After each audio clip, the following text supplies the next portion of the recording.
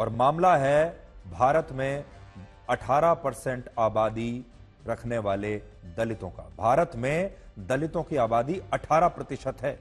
लगभग 18 करोड़ वोटर दलित हैं और यह एक ऐसा वोट बैंक है जो डॉक्टर अंबेडकर को लेकर बहुत संवेदनशील है, उन्हें अपना भगवान मानता है और इसीलिए इस मुद्दे पर हमारे देश में इतना राजनीतिक हंगामा हो रहा है, चाहे बीजेपी हो या विपक्षी दल हो।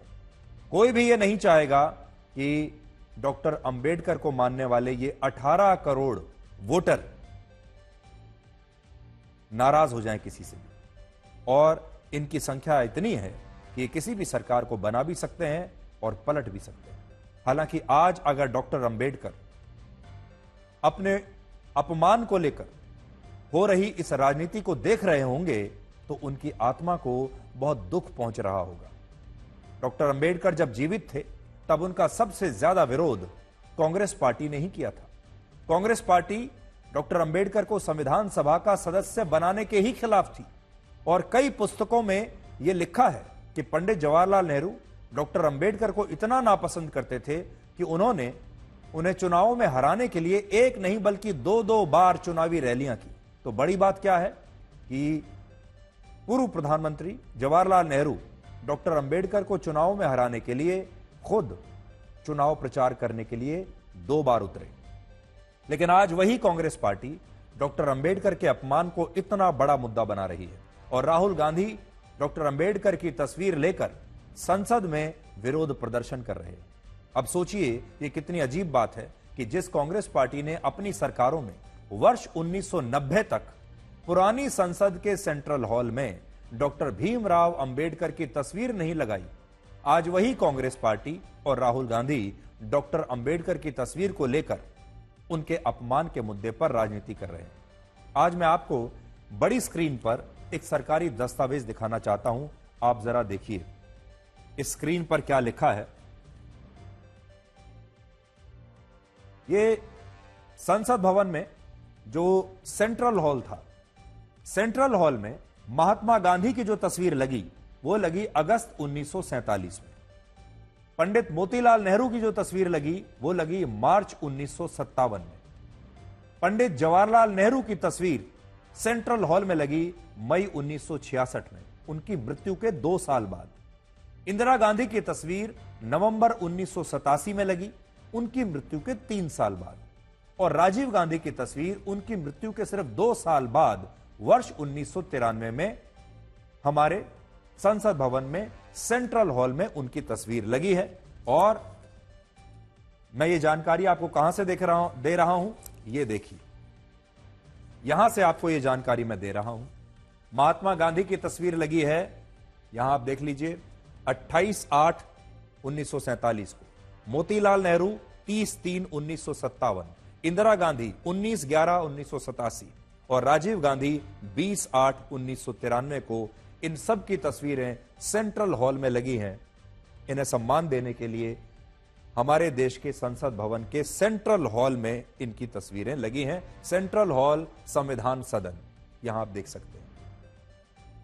लेकिन डॉक्टर अंबेडकर की तस्वीर क्यों नहीं लगी?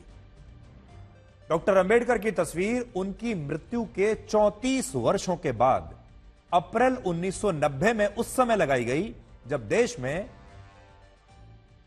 बीजेपी के समर्थन वाली और गैर कांग्रेस दलों की सरकार आई और तब प्रधानमंत्री थे वीपी सिंह।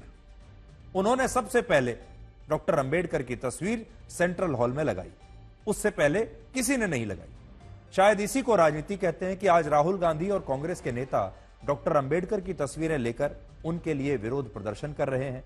और पुराना अगर आप इतिहास देखेंगे तो आपको बिल्कुल अलग तस्वीर दिखाई देगी। डॉक्टर अंबेडकर को भारत के संविधान का निर्माता कहा जाता है, लेकिन क्या आप जानते हैं कि एक वक्त ऐसा भी था जब कांग्रेस पार्टी उन्हें संविधान सभा का सदस्य बनाने के लिए भी तैयार नहीं थी। अलीगढ़ मुस्लिम यूनिवर्सिटी के प्रोफेसर मिर्जा असमेर बेग ने वर्ष 2018 के एक लेख में यह बताया कि कांग्रेस डॉक्टर अंबेडकर को संविधान सभा से अलग करके रखना चाहती थी और आजादी से पहले संविधान सभा के लिए जिन 296 सदस्यों को चुना गया उनमें डॉक्टर अंबेडकर का नाम नहीं था। सोचिए, 296 सदस्यों में भी डॉक्टर अंबेडकर का नाम नहीं था। कल्पना कीजिए अगर संविधान सभा में उन्हें शामिल ही ना किया जाता तो वो संविधान के निर्माता कैसे बनते।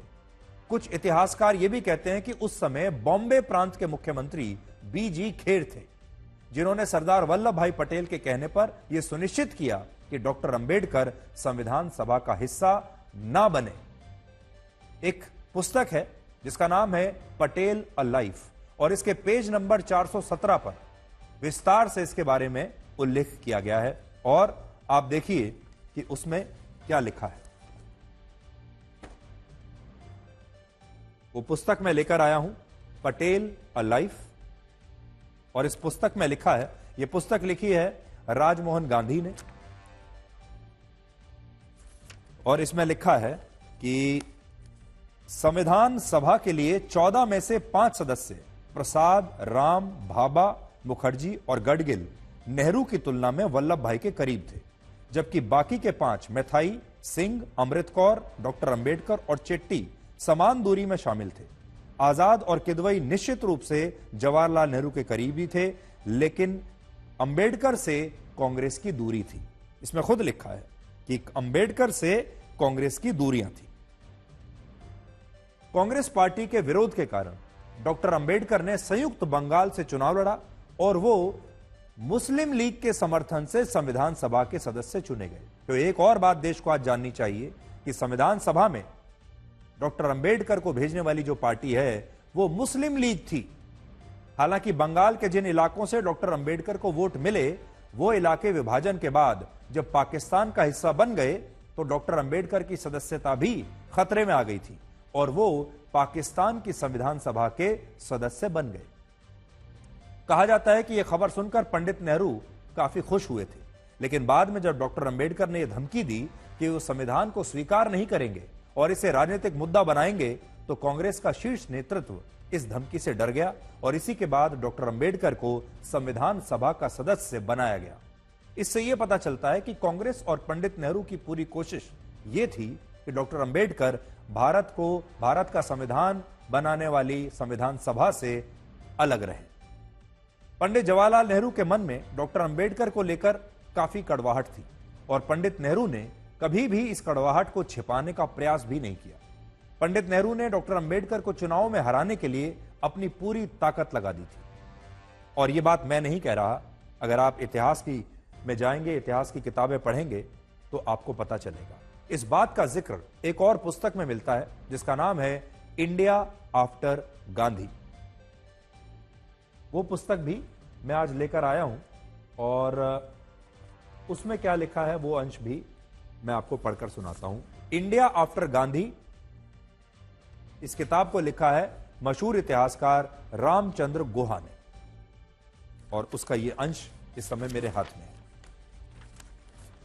और वो क्या लिखते हैं, पहले लोकसभा चुनाव में जिन बड़े नेताओं की हार हुई, ध्यान से सुनिएगा, देश के पहले लोकसभा चुनाव में जिन बड़े नेताओं की हार हुई उनमें अनुसूचित जाति के नेता डॉक्टर भीमराव अंबेडकर भी शामिल थे। उन्हें एक दूध वाले नारायण काजरोलकर ने चुनाव में हराया, जो कभी डॉक्टर अंबेडकर के सहायक हुआ करते थे।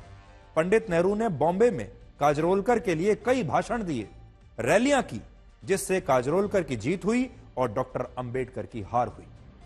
यह किताब में लिखा हुआ है, रामचंद्र गुहा की किताब इंडिया आफ्टर गांधी में लिखा है। और इससे आपको यह पता चलता है कि जब देश में पहले लोकसभा के चुनाव हो रहे थे तब डॉक्टर भीमराव अंबेडकर को हराने की कोशिश हुई और डॉक्टर भीमराव अंबेडकर के अपने ही जो सहायक थे उन्हें उनके सामने चुनाव लड़वा दिया गया और डॉक्टर अंबेडकर अपने सहायक से ही लोकसभा का चुनाव हार गए। और उनके सहायक को जिताने के लिए और डॉक्टर अंबेडकर को हराने के लिए पंडित नेहरू ने बॉम्बे में जाकर भाषण भी दिए और रैलियां भी की, यानी चुनाव प्रचार भी किया। वर्ष 1951 और 52 में जब भारत के पहले लोकसभा चुनाव हुए, उस समय डॉक्टर अंबेडकर ने नेहरू की कांग्रेस पार्टी के खिलाफ एक नई पार्टी का गठन किया था। मतलब उन्होंने अपनी खुद की पार्टी बना ली थी और उस पार्टी का नाम था शेड्यूल्ड कास्ट फेडरेशन। तो आपके लिए जानना आवश्यक है कि डॉक्टर अंबेडकर ने अपनी पार्टी बनाई जो कि दलितों की पार्टी थी, शेड्यूल्ड कास्ट की पार्टी थी और उस पार्टी का नाम ही उन्होंने शेड्यूल्ड कास्ट फेडरेशन रखा। उनकी पार्टी ने तब पहले ही लोकसभा चुनाव में 10 राज्यों की 35 सीटों पर चुनाव लड़ा, लेकिन इन 35 में से वो सिर्फ 2 सीट जीत पाए और 14 सीटों पर उनकी पार्टी के उम्मीदवारों की जमानत जब्त हो गई। और इनमें भी खुद डॉक्टर अंबेडकर बॉम्बे लोकसभा सीट से चुनाव हार गए। रामचंद्र गुहा अपनी इसी पुस्तक के पेज नंबर 112 पर लिखते हैं कि उस समय डॉक्टर अंबेडकर को चुनाव हराने के लिए पंडित नेहरू ने अपनी पूरी ताकत लगा दी थी, जो मैंने अभी आपको पढ़कर सुनाया। उन्होंने डॉक्टर अंबेडकर के खिलाफ चुनाव लड़ने वाले कांग्रेस उम्मीदवार नारायण काजरोलकर के पक्ष में 2 बड़ी रैलियां की और उन्हें हराने के लिए लेफ्ट पार्टी सीपीआई का भी समर्थन लिया। और इसके कारण डॉक्टर अंबेडकर नारायण काजरोलकर से बॉम्बे नॉर्थ सेंट्रल सीट से 14,500 वोटों से चुनाव हार गए। यह हार डॉक्टर अंबेडकर के लिए क्या अपमान नहीं थी? आज जिन लोगों को डॉक्टर अंबेडकर के अपमान की इतनी चिंता हो रही है, जब डॉक्टर अंबेडकर अपना पहला लोकसभा चुनाव हार गए तब अपमान नहीं था? जब उन्होंने अपनी पार्टी बनाई, उनके ज्यादातर उम्मीदवार हार गए, तब अपमान नहीं था? और बड़ी बात यह है कि नारायण काजरोलकर, जिनसे वो हारे डॉक्टर अंबेडकर, वो खुद कोई नेता ही नहीं थे। नारायण काजरोलकर एक जमाने में डॉक्टर अंबेडकर के निजी सहायक हुआ करते थे, लेकिन कांग्रेस ने डॉक्टर अंबेडकर का अपमान करने के लिए उनके सहायक को ही उनके खिलाफ चुनाव में उतार दिया और पंडित नेहरू ने भी उनके पक्ष में रैलियां करके इन चुनावों में डॉक्टर अंबेडकर की हार को सुनिश्चित कर दिया। जो इसमें लिखा है मैं आपको पढ़कर बता चुका हूं। डॉक्टर अंबेडकर ने वर्ष 1954 में महाराष्ट्र की भंडारा लोकसभा सीट से फिर से उपचुनाव लड़ा और इन चुनाव में भी वो कांग्रेस की शक्ति के सामने 17,153 वोटों से फिर हार गए। और डॉक्टर अंबेडकर से कांग्रेस पार्टी का यह विरोध सिर्फ चुनाव तक सीमित नहीं था। तो आप यह जान लीजिए, डॉक्टर अंबेडकर ने 2 बार चुनाव लड़ा, दूसरी बार लड़ा 1954 में और दोनों बार वो हार गए। क्या तब उनका अपमान नहीं हुआ था? वर्ष 1970 में इंदिरा गांधी की सरकार ने नारायण काजरोलकर, यानी वही सज्जन जिन्होंने डॉक्टर अंबेडकर को हराया था, नारायण काजरोलकर को एक समाज सुधारक के रूप में पद्म भूषण पुरस्कार से सम्मानित किया। जबकि तथ्य यह था कि नारायण काजरोलकर के जीवन की सबसे बड़ी उपलब्धि यही थी कि उन्होंने डॉक्टर अंबेडकर को पहले लोकसभा चुनाव में हराया था, लेकिन इंदिरा गांधी ने उन्हें पद्म भूषण से सम्मानित किया। इसके अलावा नारायण काजरोलकर को जब यह सम्मान मिला, तब तक डॉक्टर अंबेडकर को इस देश में एक भी राष्ट्रीय सम्मान नहीं मिला था, जबकि वो भारतीय संविधान के निर्माता थे। आज लोग कहते हैं कि बाबा साहब अंबेडकर भारतीय संविधान के निर्माता थे और उन्होंने दलितों के लिए इतना काम किया। दलितों का जो उत्थान का जो सारा श्रेय जाता है वो उनको जाता है। लेकिन 1970 तक ये देश कहां था? 1970 तक ये देश क्यों सोया हुआ था? 1970 तक इस देश में डॉक्टर अंबेडकर को एक भी राष्ट्रीय पुरस्कार नहीं मिला। क्यों नहीं मिला? तब उनका महत्व इस देश को, इस देश की सरकारों को, इस देश के नेताओं को समझ में नहीं आया। इससे आप अंदाजा लगा सकते हैं कि डॉक्टर अंबेडकर को लेकर कांग्रेस में या विपक्षी दलों में कैसी सोच थी। आज जब विपक्षी दलों के तमाम नेता डॉक्टर अंबेडकर को एक भगवान बताने में जुटे हैं, तब उन्हें इन 2 बातों के बारे में जरूर पता होना चाहिए। पहली बात यह कि डॉक्टर अंबेडकर भगवान को खुद मानते ही नहीं थे और वो मूर्ति पूजा के खिलाफ थे। तो देखिए कितनी दिलचस्प बात है।